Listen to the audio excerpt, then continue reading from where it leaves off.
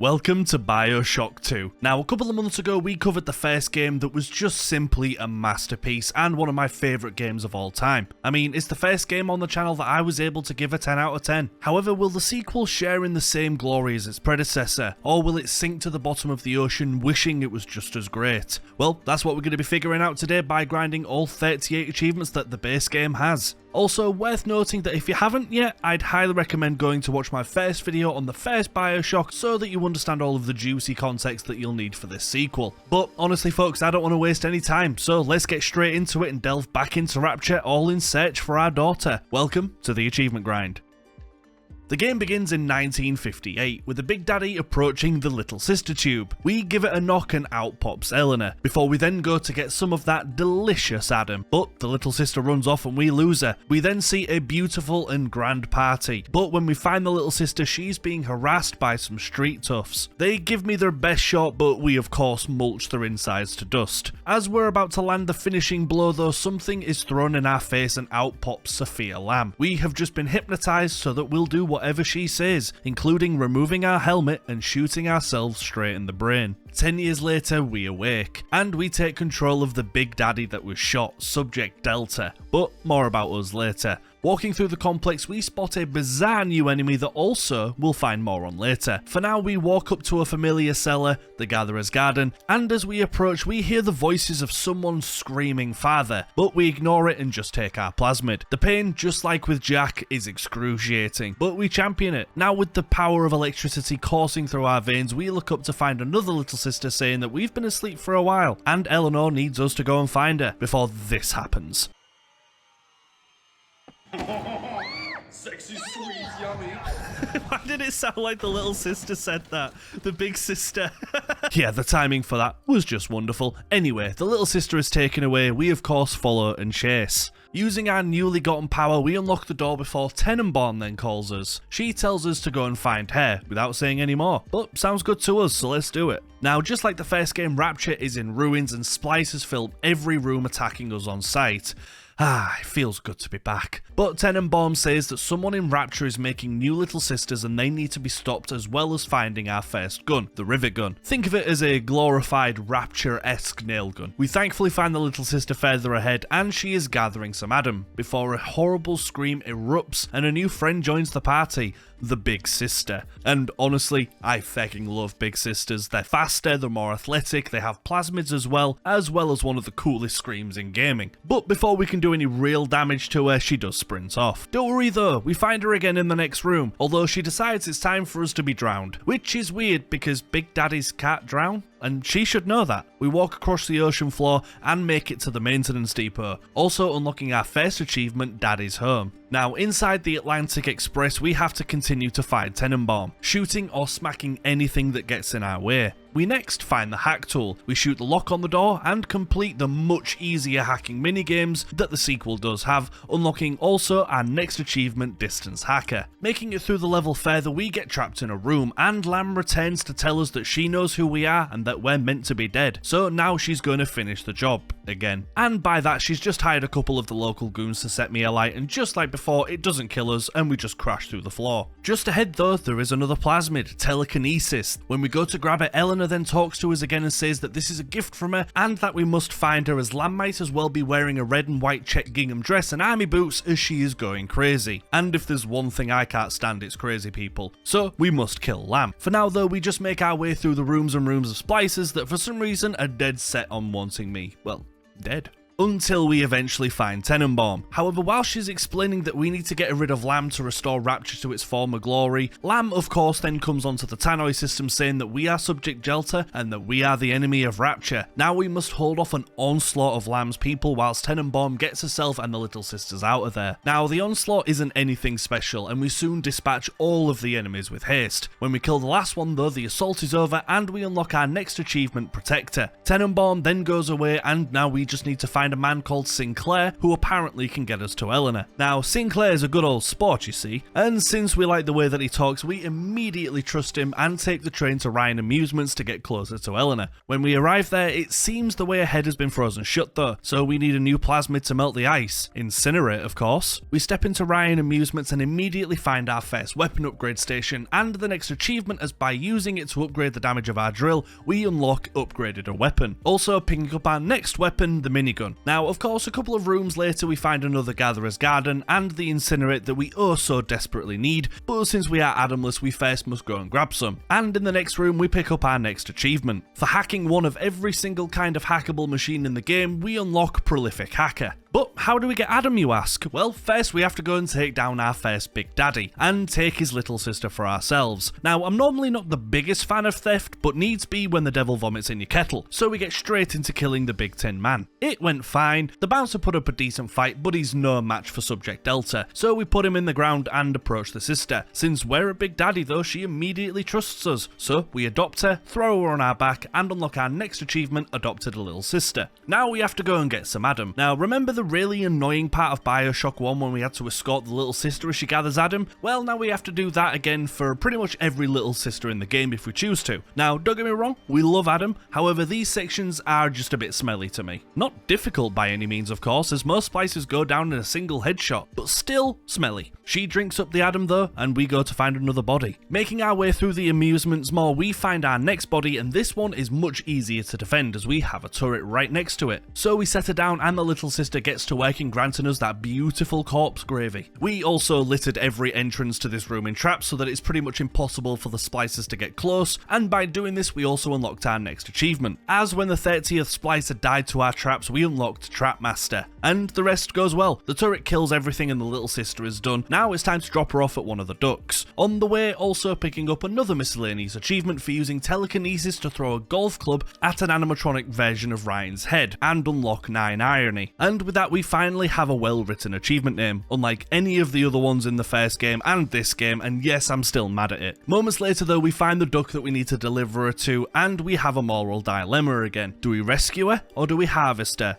Us, not being a monster of course, decide to rescue her. And we need to for the achievements as well, but that's not the point. We remove the corruption from her brain and send her on her way. Now having enough Adam to finally buy Incinerate. So we head back and buy Incinerate, of course. Fire now at our fingertips. We also find another Gatherer's Garden in the same section, but this one offers some upgrades to slots. And when we buy one, you'll be surprised to hear that we unlock the next achievement, Bought a Slot. However, I wish the rest was as happy and dandy as before, as when we head back to the main room, the screams of a big sister echo through Rapture, and we have a fight on our hands. But this one is a fight to the death, so we begin. Now honestly, the big sisters are tanks and pack a lot of health, and they also dish out some pretty intense damage. Also, they are incredibly fun to fight for no reason, but we soon get the better of her, put her into the floor, and unlock Unbreakable for killing a big sister without dying. We then travel back to the train, melt the ice, and go to get the train running again, with Sinclair also hopping on board too, unlocking us another achievement, Sinclair Solution. We then hop on the train ourselves and head to the next area immediately. When we arrive at the next station though, Lamb halts the train and traps us at Pauper's Drop, where we're introduced to our next enemy, the Brute again, the meaty bastards. Now we need to find a key to get this locomotive back in action, so we enter the drop. When we head on in, the first voice we hear is that of Grace. She is a nasty pasty who betrayed us as she thinks that I stole Eleanor away from Lamb. She now thinks I've returned to get revenge on her, but achievement bound, I have to keep her alive. Now honestly, Pauper's Drop plays the exact same as the levels that came before it, so there isn't too much to mention here. The first thing of note though is blasting a new breathing hole through this Big Daddy using his own projectile so that we unlock the first achievement, Counterattack, and then we steal his little sister for another achievement as well. Now for this, all I have to do is set my little juicer down on the floor, not take a single hit or let anybody get close to the little sister, and thanks to an army of trap bullets littering every single walk point, we got this first try and unlocked Master Protector.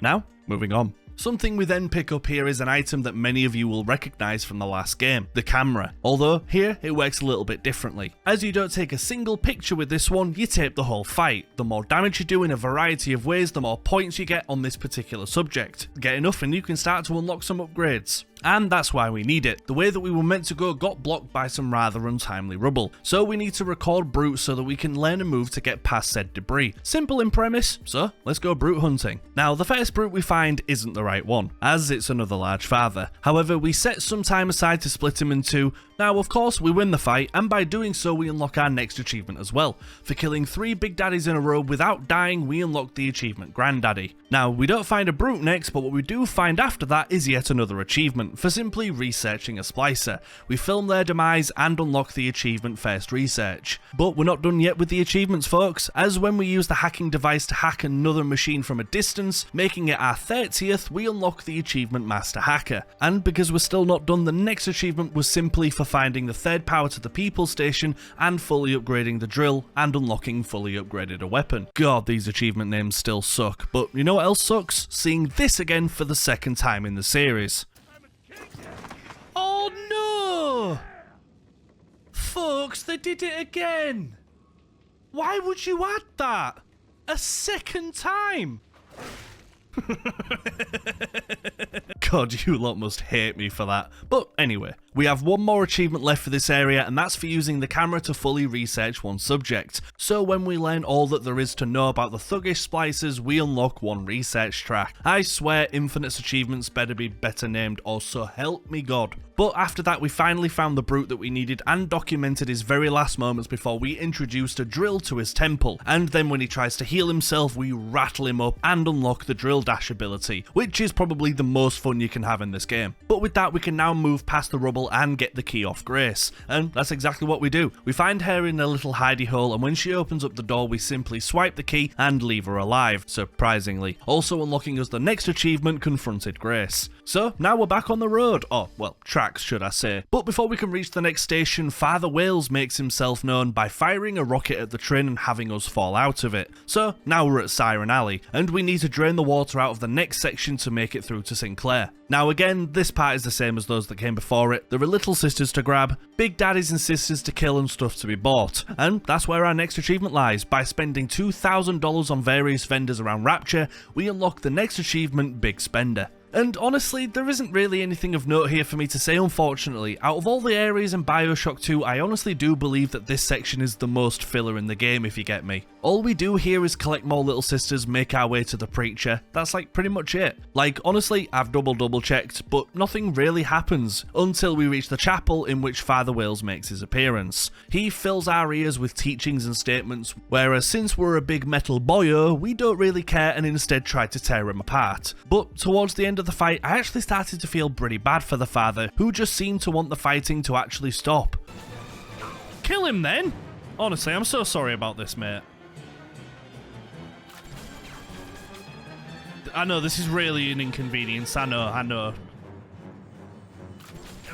Sorry, I'm so sorry, mate. You'll be dead in a second, I promise. Thank you for waiting. There you go. Defeated the preacher.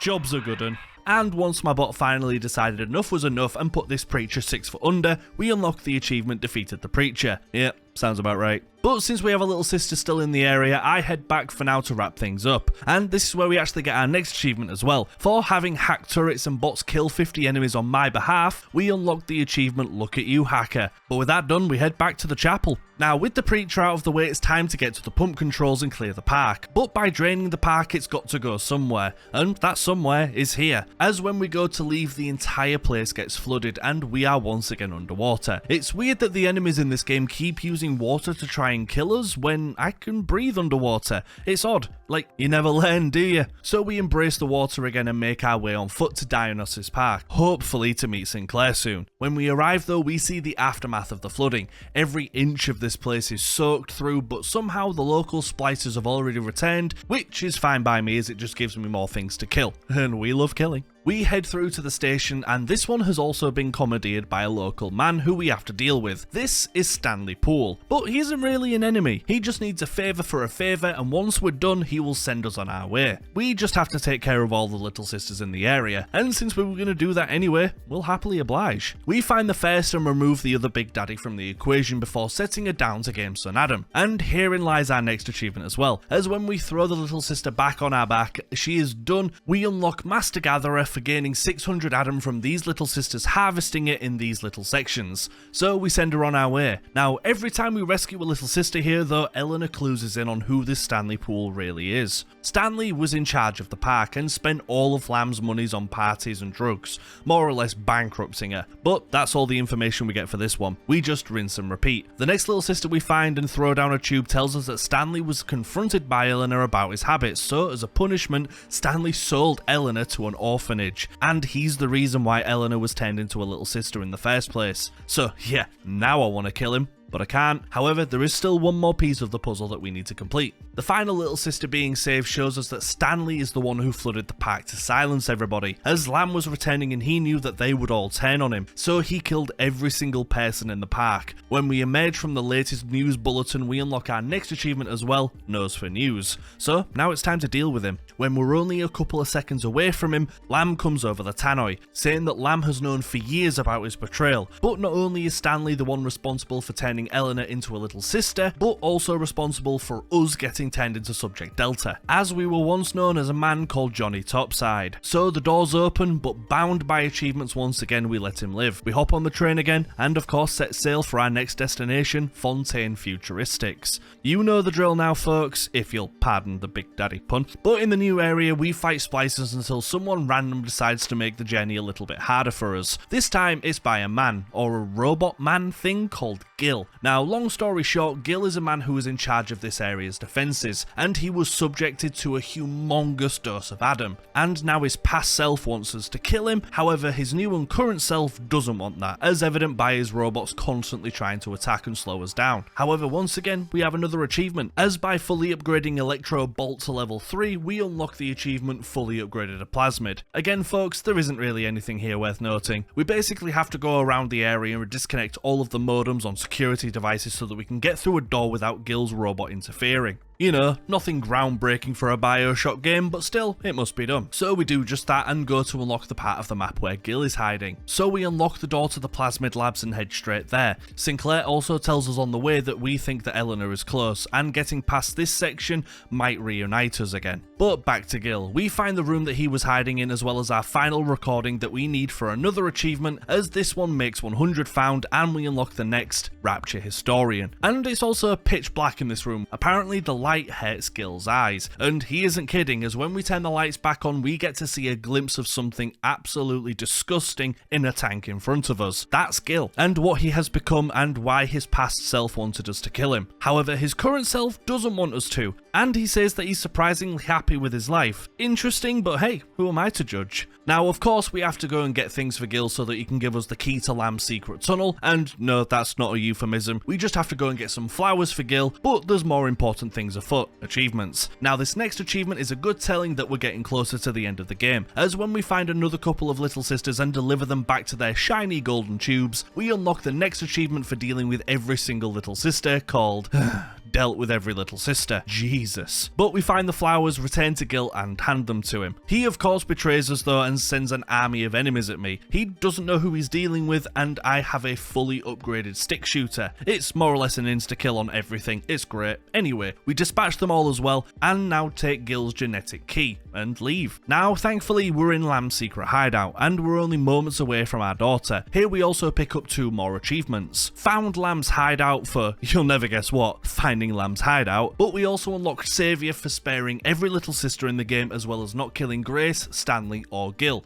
So wonderful. A reward for my mercy. But moments later, the moment we're all waiting for is here. We find Eleanor. Now, Lamb sends a couple of big sisters out for us to deal with, but we simply smash their heads into a fine paste. But it's the moment we reunite with our beloved daughter. We stand in the tube, but it immediately doesn't go right, of course, and Lamb emerges in the same room as Eleanor. She tells us a story of Eleanor wanting a father. So Eleanor found a way to restore our body and mind, and she's been watching us ever since, and learning from our actions on how we're saving and sparing everybody. And the girl is no longer Lamb's daughter, and she is now a monster apparently. So enough is enough. Lamb grabs a pillow and starts to kill Eleanor. But since we're connected, when she is unconscious, so are we. We pass out in front of her, her heart has stopped and our bond is severed. But Eleanor doesn't give up. It turns out only the connection is severed as she lives. She then sends a little sister for us to take control of for a little bit until we find Eleanor a big sister suit. And this is easily my favourite section in the game, as now we get to control a little sister and see the world through their eyes, and honestly, it's beautiful and so cool to see what they see. But we eventually travel through the complex and find all of the suit parts that Eleanor needs and drop them off at her sleeping. She puts on the suit and comes back to life. Now it's time for her to save us. With the power of one glowy hand, we are transported back to Subject Delta's suit and Eleanor comes and frees us. Now working together, we awake to unlock the next 3 achievements: max plasmid slots, reunion, and all plasmids. For, well, in case you didn't know, unlocking all of the plasmid slots, reuniting with Eleanor, and unlocking all plasmid types. Now we unlock this as by reuniting with Eleanor, we unlock the ability to summon her in a fight, so Big Daddy and Big Sister, father and daughter fighting together. Oh, it just brings a tear to my eye. Anyway, time to find and take care of Lamb. Now Lamb once again knows that we're alive and she is panicking. She places the entire place in lockdown and we need to go and find a gizmo to override the controls and get to her. But that's where Lamb does something I'm not happy with. When we enter a room, she says that she has a surprise for us, another Big Daddy, one final Alpha series, and the man inside that suit is Sinclair. We now unfortunately need to kill him, as Lamb has corrupted his mind and he is slowly losing the fight to stay in control. So consider it a mercy killing, I suppose, as we need that thing in his hand. Now, not as much as we need a brute and a security camera though for the next achievement, which just so happens to be in the next room, as when we finish the research on every enemy in the game, we unlock Research Master. Now, back to the demise of Sinclair. We find him bunkered down in the prison and wanting this to be a swift and painless death, or as painless as possible for somebody being on fire, that is. We then call Eleanor and she expertly cooks him to a fine, pain-free crisp. We grab the key off his body, say a couple of words to ourselves and have a little cry before we move on and get ready to use it on the override to get to Lamb. Now with only one more spare achievement we need before we finish the game, we find the last power to the people station and upgrade our gun again, unlocking the last miscellaneous achievement, all weapons upgraded. Time to finish this game and then, well, finish it again. You'll see. We then use Sinclair's key to end the lockdown, and to make it to the shuttle that Lamb is inside of, as that's the pod that Sinclair set up for me and Eleanor. And Lamb now has plans to bomb the entire section of Rapture to send us plummeting to the sea, and to finally end this feud. But we don't like that. Unfortunately though, the pod is getting ready to launch, so we rush to the lift to get to the pod. Here is where we also unlock the next achievement heading to the surface. Delta and Eleanor sprint around the corner to make it to the pod, but Lamb set up another trap. Of course, a metric feck ton of explosives. Eleanor is able to teleport away, but since we don't have that power, we're not so lucky. We manage to hang on to the side of the pod though as it reaches the surface, but it does mortally wound us. We climb to the top and see a drowning Lamb get saved by Eleanor. Her looking at us save all of those people back in Rapture made her realise that she can actually save Lamb. Cringe. We arrive on the surface of the water in the bright sun and we unlock the achievements Big Brass Balls and Escape for beating the game without dying. But before we pass, Eleanor plunges her needle into me and we vanish. But in the same way that Eleanor looked over us, we now look over her and we're always now connected. Eleanor walks to the side of the pod and is joined by the little sisters that we saved. The game ends with Eleanor throwing an adorable doll into the water and letting it sink Jack style, for she let him go. And that's the story of Bioshock 2. Now, I'm not going to lie, I love this game, I really do. I used to prefer this one to the first, if I'm being honest, because I remember so vividly enjoying this one more. But thanks to time and, well, me aging, I don't think I can agree with that statement anymore. Don't get me wrong, I adore this game and I think it is a worthy sequel. But having replayed it again and now writing the script for it and now talking about the script, I've been able to dissect it more and it does have some flaws, mainly with the story that now knocks it down a peg. However, we're not done, we'll get into that. Just like Bioshock 1, it's time to go through the entire story again, this time on the hardest difficulty. Now, since Bioshock 2 doesn't have a new game plus mode like the first one did, it was considerably harder, I can't lie. Although now I was also allowed to use Vita Chambers, so they kinda cancelled each other out a little bit. Now, I'm not going to go through the entire story again, barely any of it to be honest, as there is no purpose. It was a hard fight, but we continued and started smashing our way through the campaign. This time we killed everyone because what the hell, why not? Grace, dead. Stanley, dead. Gil sleeping with the fishes. Of course, killing everybody though changed the ending, and now Eleanor is a murdering psychopath who drowns her mother and poses like she's on the cover of a 2010 emo album. But we unlocked the final achievement for the base game against all odds, and with that the base game is done and there is only the DLC left. However, we'll be saving Minerva's Den and the Protector Trials for another day, as they deserve a video of their own. So for now folks, the grind is over.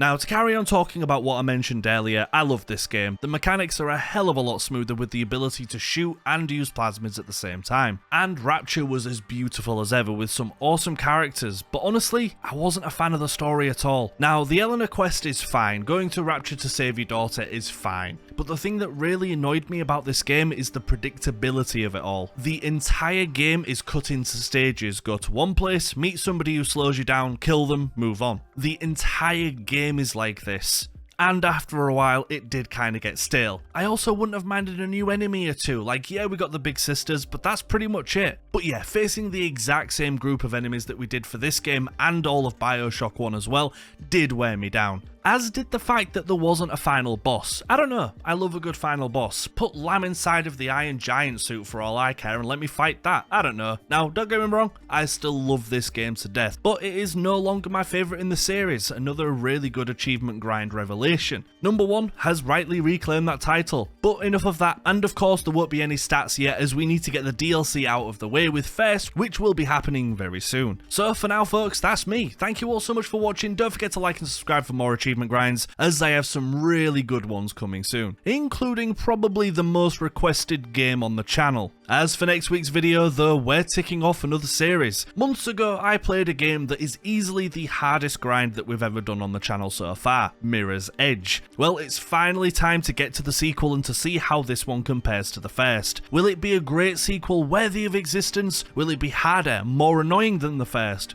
I doubt it, but we will have to see. So make sure you come back next week for Mirror's Edge Catalyst. And also whilst you're at it, come swing by my Twitch. It would be lovely to have you. But I have talked for far too long today, so I'm gonna leave it there. Thank you all so much for watching folks, and a big thank you to all of my amazing patrons as well. But I shall see you all in next week's video. Take care everybody, bye bye for now.